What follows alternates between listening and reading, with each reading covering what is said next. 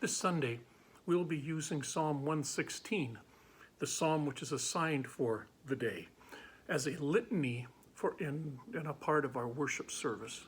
So I thought, since I am doing a series on the Psalms on Wednesdays, I might try to use Psalm 116 as the basis for my thoughts this morning. Psalm 116 is a part of what the Jewish people call the Egyptian Hallel, or Egyptian praise. It is a part of a multiple psalm package that is sung and that is used in families during the time of Passover.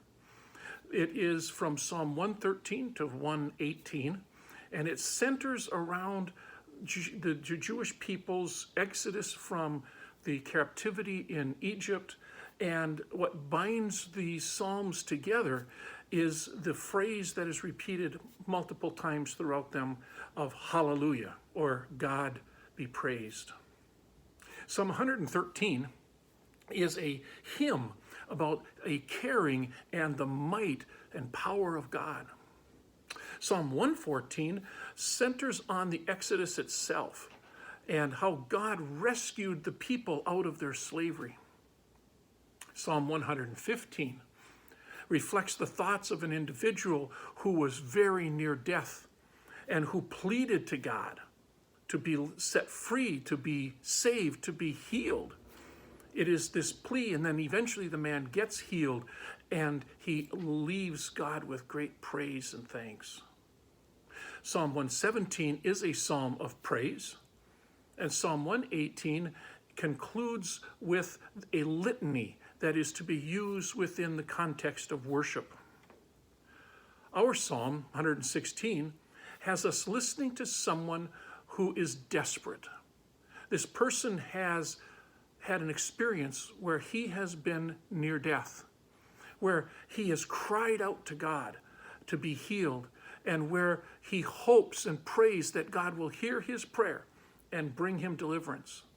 The writer has been through a horrible experience, an experience where he thought he was going to die, but he didn't. He believes that God intervenes in our plight, and so he prays to God that God would hear his prayer and would bring him through, bring him to healing, and allow him once more to live. So like many of us who have heard from people who have been near death, now that he is well, now that he's through it, he wants to tell the world of his story. Well, at least in his case, he wants to tell the congregation. He wants them to know that God heard his prayer and that he was healed. If we listen carefully to the words that he speaks, you can feel in his words and his expressions the depth of his anxiety and fear that he was going to die. He writes in verse 2, "The snares of death encompassed me.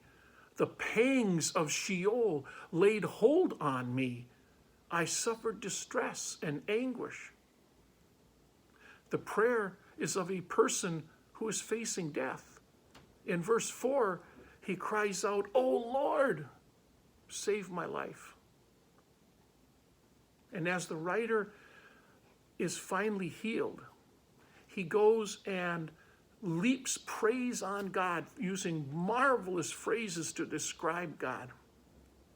He calls God the gracious Lord, and righteous, and merciful. Now we can understand from where this writer is coming from. We are beginning to hear stories about people who have been very, very sick and who have been able to be healed and walk out of hospitals. I have heard recently and seen stories of people who are in their 80s and 90s, even in their hundreds, who have fought this virus after being very, very ill, and after weeks and weeks sometimes, they have gotten better. And in one particular case, I remember seeing the hospital staff lining up as he was wheeled through the hallway to go home, and they were smiling and clapping and celebrating. That's what the author of this psalm is feeling in his heart. Just like that man who I am sure will always remember that day as the day he was healed by the hospital. I'm sure he'll want to tell that story to as many people as will listen.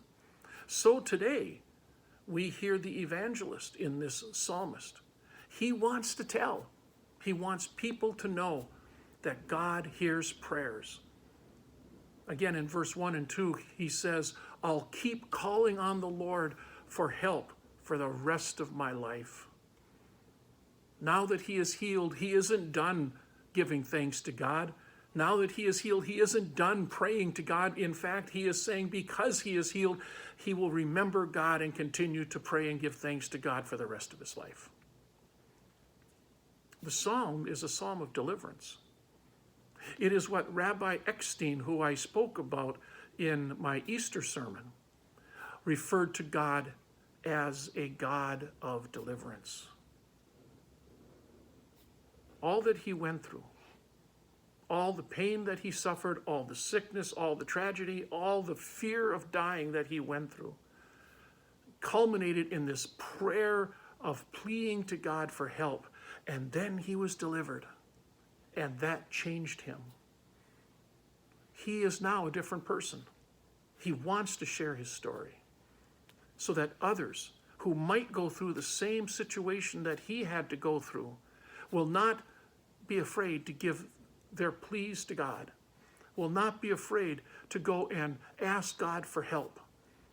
And as Professor James Limburg, who wrote a book on the Psalms, has written about this psalm, the psalmist prayed, Lord, save my life. And there he was, standing before them, alive. We don't need to wonder whether God hears our prayers or not. We don't need to worry about whether or not God is forgetting us. The psalmist reminds us that God does. Hallelujah, he says. God be praised.